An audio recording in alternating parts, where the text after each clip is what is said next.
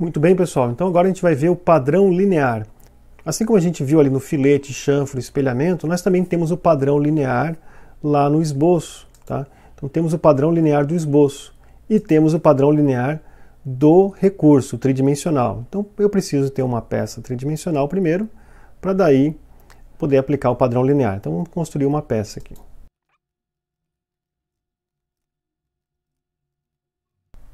Então fizemos uma peça, agora vamos fazer um segmento no qual a gente vai criar o padrão, tá?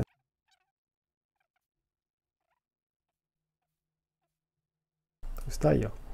Agora se eu quiser fazer o padrão, né, repetir isso aqui ao longo do eixo X e Y, como é que eu posso fazer isso? Tá? Então eu posso vir aqui, ó, no padrão linear do recurso, do tridimensional, porque eu tenho aqui um objeto tridimensional, tá?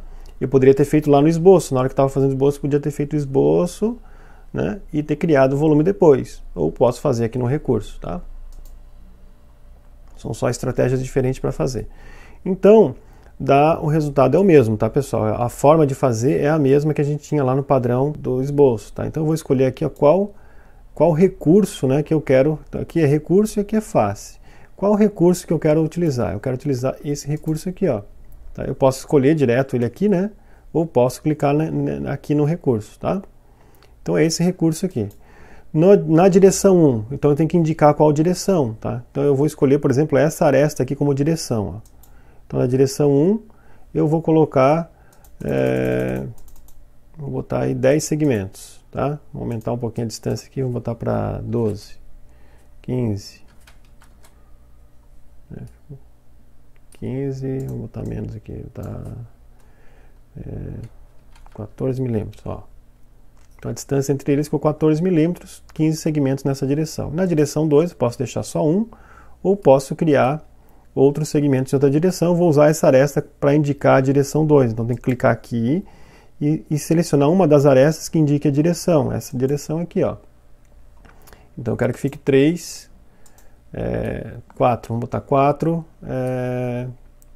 entidades nessa direção. 4 linhas e 10 colunas, né? Então são 10 colunas, 4 linhas. Vamos aumentar aqui para 14 também. Tá menos um pouquinho aqui, 13, para não ficar muito assimétrico. Ó. Então está aí, ó. Ele vai criar todas essas entidades baseadas no padrão que a gente tinha lá, tá? Ok? Ó. Ele criou assim, ó. A gente que aparece aqui como padrão linear, tá? Eu posso editar isso aqui, posso mudar. Daí eu tenho situações similares que a gente tinha lá na ferramenta do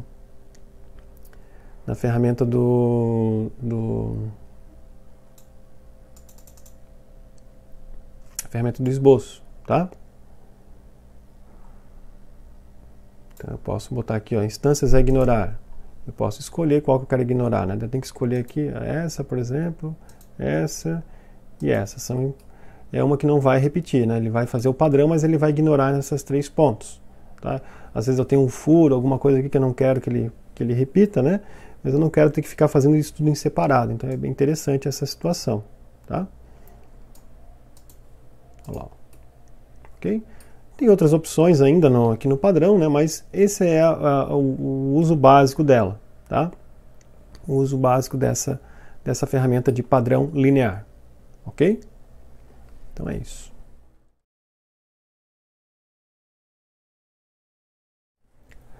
Outra ferramenta que a gente vai ver agora também do recurso é o padrão circular, que é também similar lá ao padrão circular do esboço e segue a mesma lógica aqui do padrão linear, tá?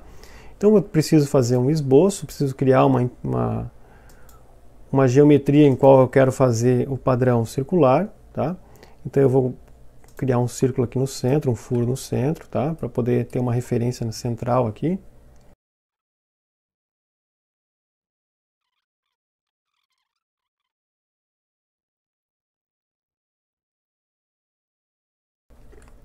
Então, eu tenho agora aqui vamos criar o recurso, né? Vamos criar o corte. Muito bem. Então agora eu tenho aqui esse padrão, aqui esse furo, e eu quero fazer vários furos em volta desse círculo, tá? Então eu posso usar aqui o padrão circular, tá? Aqui no padrão circular, eu escolho o recurso que eu quero fazer, posso clicar direto na geometria, tá? Ou selecionar aqui, ó, tá? E agora, eu tenho que colocar a direção. Tá? A direção eu posso escolher essa face aqui como referência para a direção. Tá? Colocar quantas entidades? Eu posso botar aqui 8. 8 entidades. Posso mandar colocar aqui o tamanho da direção que ele vai percorrer, né? 360 graus. Aqui ele ficou com aqui, ó, tem que botar espaçamento igual, tá? 360 graus, tá? Então tem 8, né? Ele está fazendo, no 360 graus, ele está fazendo 8 entidades. Posso botar mais, ó. 10 entidades, 12 entidades, tá? Ele vai fazer essa repetição ali, ó, tá? Tem outras opções aqui que eu posso alterar, né? A gente já viu ali, né? Eu posso colocar tamanho menor aqui, eu posso botar só em 180 graus, tá? Botar menos aqui, botar 8 entidades, tá? Então ele faz ao longo de 180 graus, tá? Posso fazer em outra direção, né? Outra direção, direção 2, ó. Botar espaçamento igual, direção 2.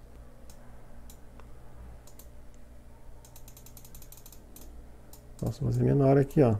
Fazer 45 graus. Eu coloco, posso fazer tudo diferente, ó. Tá vendo? Então joguei 8 para cá, né? E 3 para cá. Ó. Tá? Fiz em duas direções. O que mais?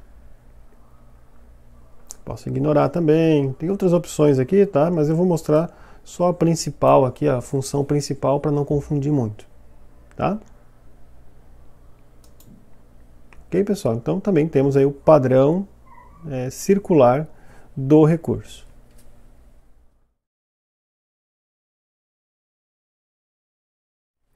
Pessoal, agora a gente vai ver uma ferramenta muito importante, tá? E muito interessante, com um potencial muito forte, que é o assistente de furação, o nome da ferramenta, tá? Então vamos lá. Para fazer a furação, ele é um modificador de volume, tá? Então precisa ter um volume prévio. Então vamos criar aqui um volume.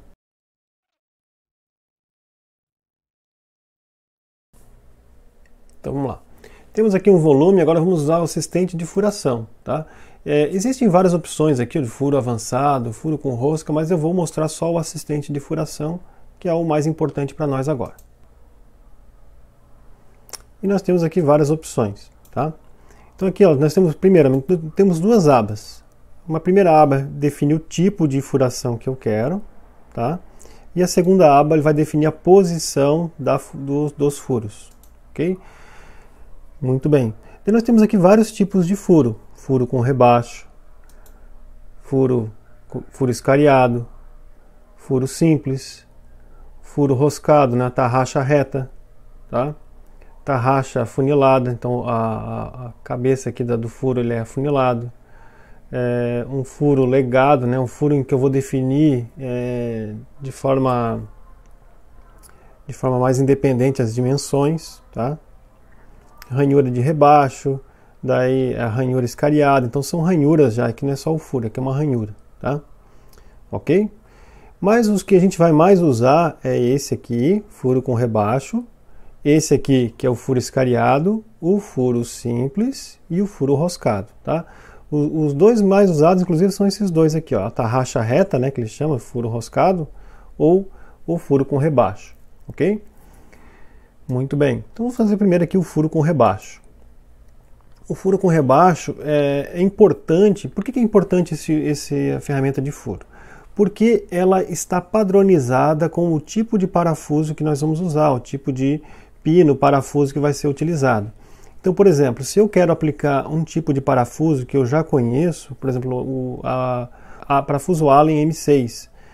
Então eu venho aqui, né, baseado nas normas, então tem que pegar um parafuso que é normalizado.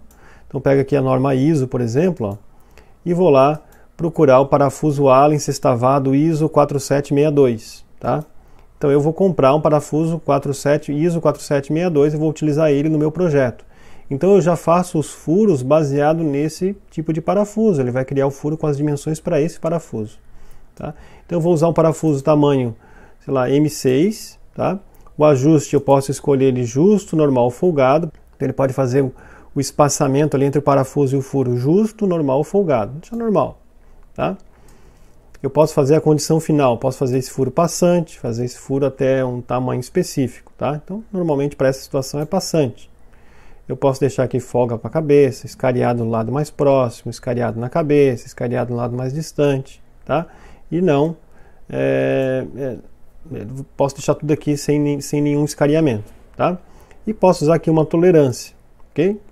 Tolerância do furo passante, tolerância do rebaixo, altura do rebaixo, tá? Posso deixar assim também do jeito que está aqui, ok? Muito bem. Então, escolhido o tipo de parafuso, veja que eu tenho aqui o ajuste, né? Mas eu posso ainda mostrar os tamanhos, ó, tá? Os tamanhos certinho, posso alterar esse tamanho. Mas posso deixar ele como normalizado.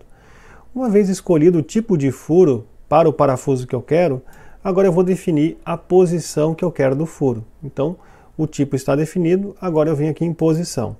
A posição ele pede para escolher uma face, ou seja, qual face que eu vou fazer a furação. Tem que ser uma face plana. Então vamos escolher essa face aqui superior. Ó.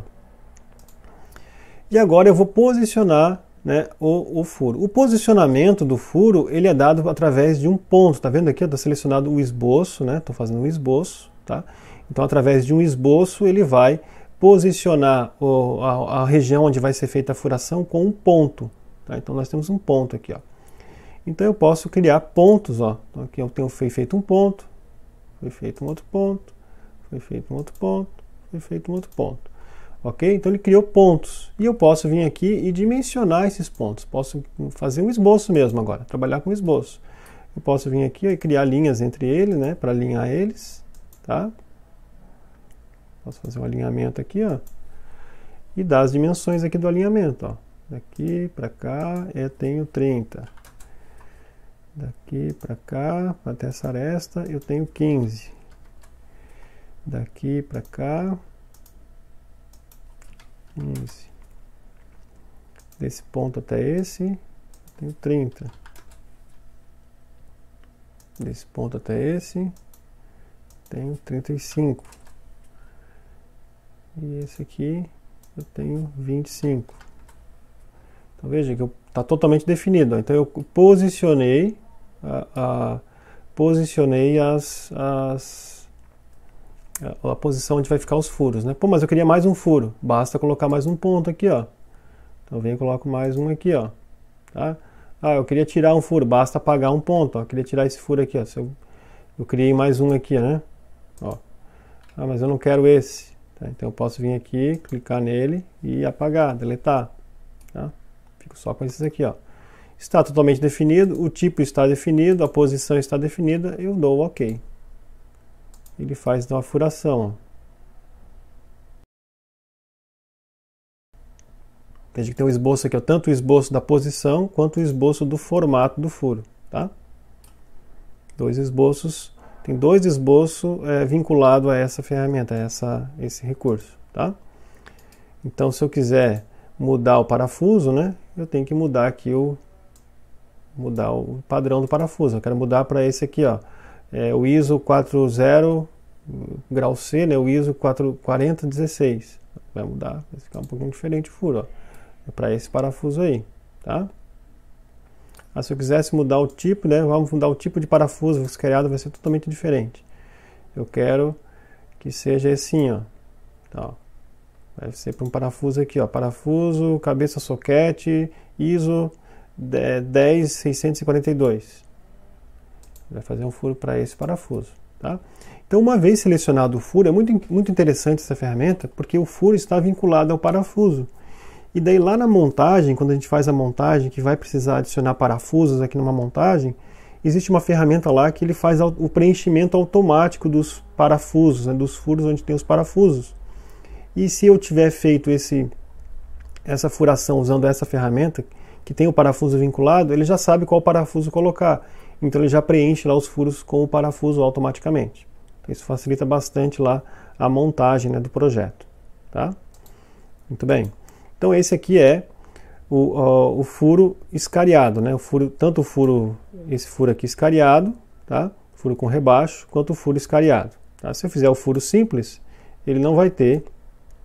Eu vou escolher só, por exemplo, aqui, ó, a folga para um parafuso, ou furo guia, né? Ou um tamanho de broca. Posso escolher aqui um tamanho de broca, tá? Que eu vou utilizar. Quero a broca vai ser uma broca de... você tem as brocas padronizadas aqui, ó, de 17,5, tá? Ou a broca que eu vou usar aqui, a broca de 15,25, tá? Você vai fazer o furo com a broca de 15,25, ok? Para que tá passante, eu posso fazer cego até uma profundidade aqui, ó. Posso dar profundidade pela ponta da broca ou até o máximo onde vai o diâmetro maior da broca, tá? Fazer pela ponta da broca. Ele faz um furo com 30. 30 ele fazer menor aqui, né? Fazer com 10. Vamos lá. Ele está fazendo um furinho com 10, tá? Ó. Ok?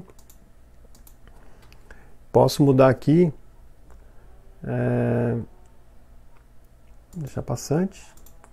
Posso mudar aqui, em vez de tamanho de broca, posso botar para roscar, né? Então ele já faz pensando na rosca. Eu quero fazer um furo para uma rosca M8. Então ele vai fazer o furo para a rosca M8. Então depois eu vou vir e roscar isso aqui depois, tá?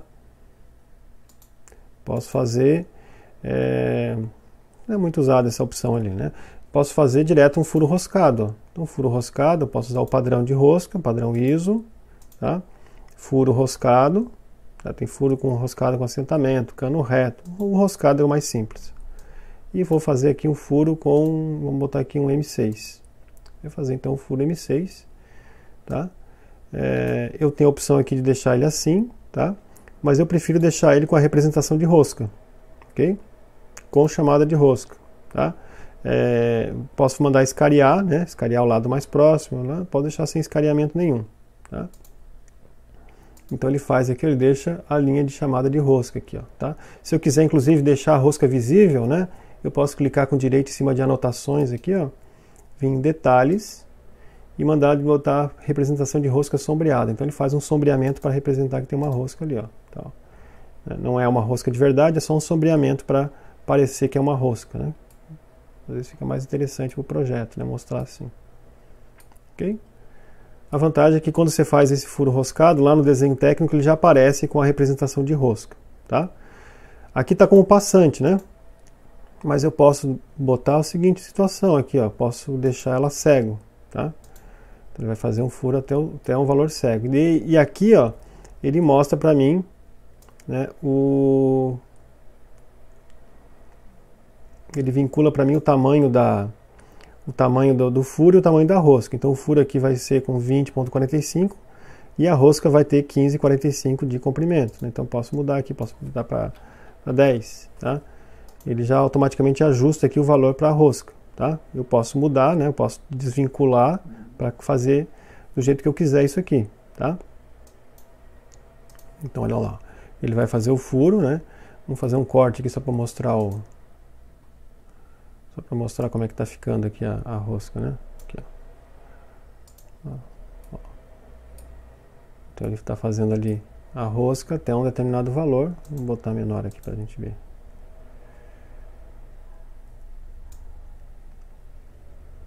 O furo está com 10, roscas com 9. Então vamos botar maior aqui, ó. Vamos botar a rosca menor, vamos botar com 5. Agora mostrou, tá? Então a rosca está com 5 e o furo está com 10, tá? Ok, pessoal? Então é uma ferramenta bem interessante essa de fazer, sempre que for fazer um furo, tá? O ideal é usar essa ferramenta, não um corte estudado, um furo que você vai furar com uma broca ou vai fazer o furo roscado, tá? Usa a ferramenta assistente de furação, ok?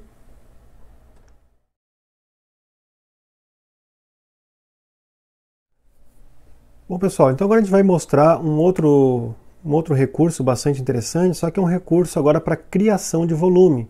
É um recurso que faz uso de uma estratégia um pouco diferente para a criação de volume. Eu vou chamar aqui de interseção de interseção de volumes, tá? Ele faz a soma, a subtração ou interseção de volumes. Então eu vou criar dois volumes separados, dois corpos separados, e a gente vai fazer a interseção desses dois corpos separados, tá? Então vou criar aqui no plano superior um corpo, tá? Vou fazer aqui um...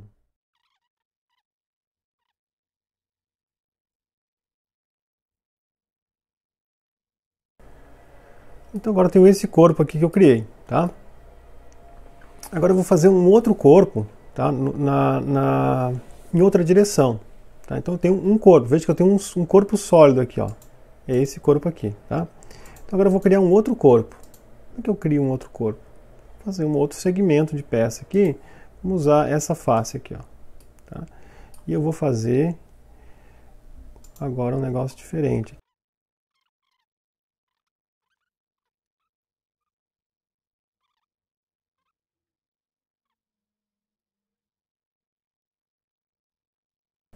Ok. Então agora eu vou criar um sólido. Então vamos lá.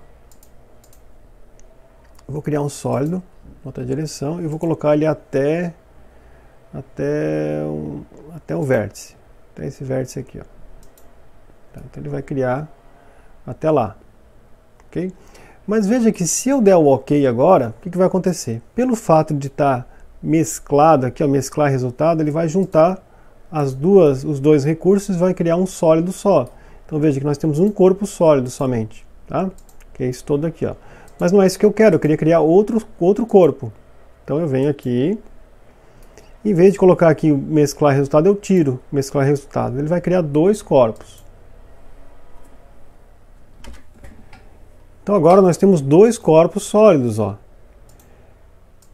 Esse corpo aqui e esse corpo aqui. Então agora quando eu tenho dois corpos separados, eu posso fazer a interseção deles. Então eu venho aqui, ó, fazer interseção.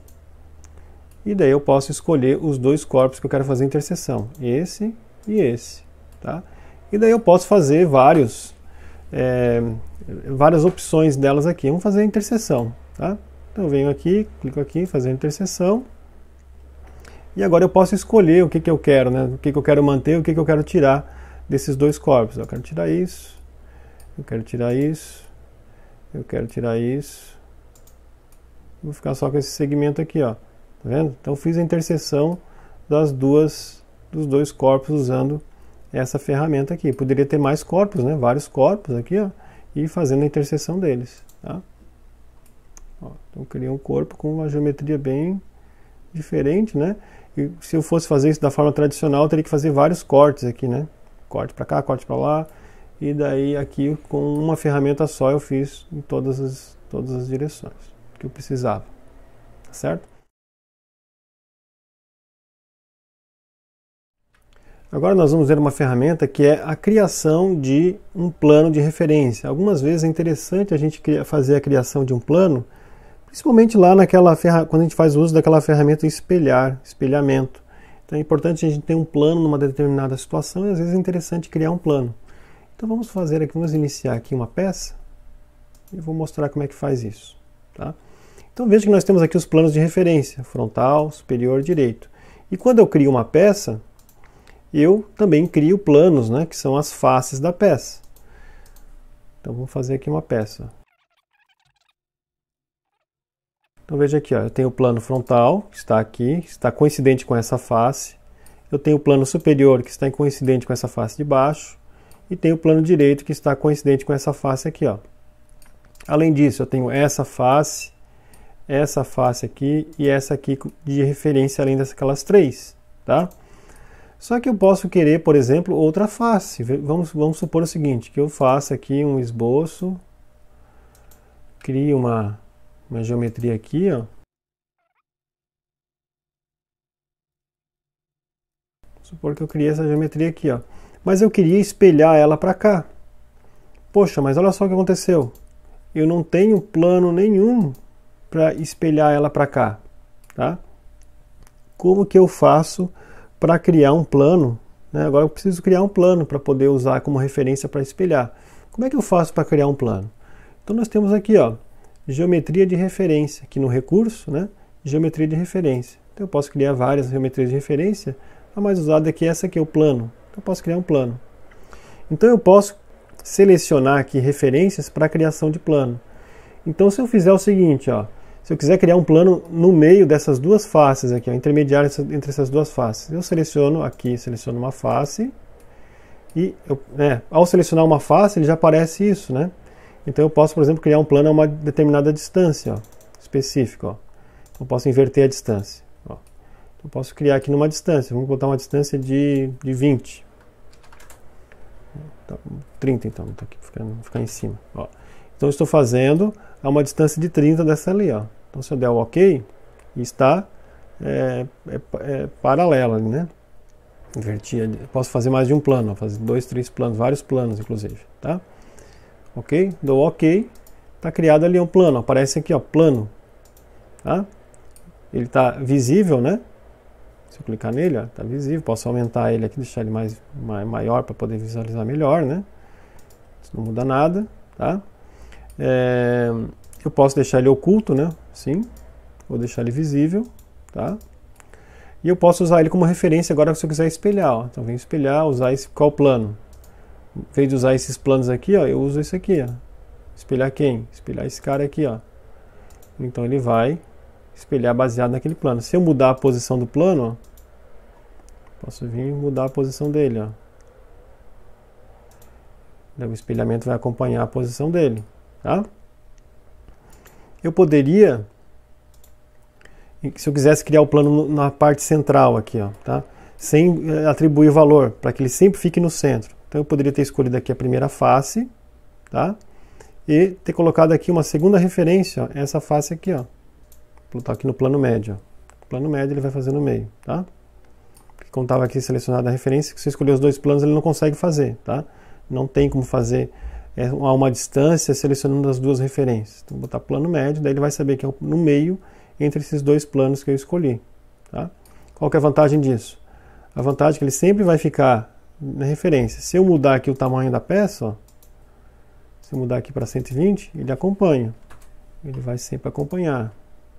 Ó, continua no meio, plano, porque se eu tivesse deixado 50, ele já ia sair do centro, né? Eu teria que mudar daí a distância, tá? Ok? Muito bem. Se eu quisesse criar um plano inclinado, vamos criar um plano inclinado aqui, ó. Vamos criar mais um outro plano. Vamos deixar isso oculto, né? Para ele não ficar aparecendo. Se eu quisesse criar um plano inclinado, vamos lá. Então eu poderia usar como referência, por exemplo, esse aqui, ó. Uso essa face como referência. A segunda referência, eu poderia botar essa aresta, ó. Então agora tem essa aresta. Estou dizendo o quê?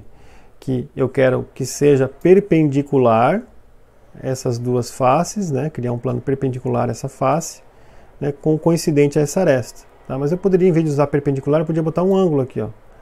Botar um ângulo uma determinada distância. Ok? Ó. Então eu criei um plano com um ângulo. Tá? Às vezes é interessante criar um plano com ângulo. Tá? Então, pessoal, tem várias opções aqui, ó, para criar, né? Eu podia fazer paralelo, podia fazer, daí que não dá, né? Coincidente não vai dar para fazer, tá? Mas em algumas situações, né, é possível. Então você tem que escolher situações que você possa fazer a criação da referência, né? A criação do plano usando as referências possíveis para isso. Certo? Então é isso.